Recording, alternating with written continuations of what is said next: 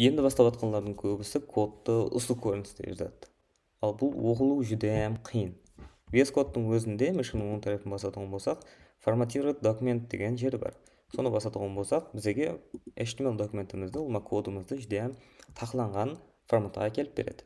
Һәм енді бастап жатқандардың екінші қатесі бұл жүдәм қиын жолдан барады. Мысал үшін өзіміздің хоткейлерден пайдаланудың орнына мишка арқылы ұзақ жолдарға барып, кіріп шығып жүреді. Мысал үшін өзіміздің контейнерімізді хейдердің ішіне алып өту үшін бір ғана alt һәм жоғары қаратылған кнопканы басудың өзі жеткілікті. Ал оны копировать етіп алып, өшіріп тастап деп отыруымыз шарт емес.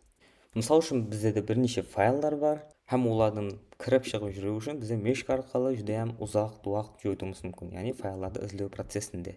Өзіміздің алдыңғы кірген табларымыздан кіріп шығып жүру үшін арқайын Ctrl+Tab кнопкасы арқылы бізде жеңіл файларды тауып алуымыз мүмкін болады.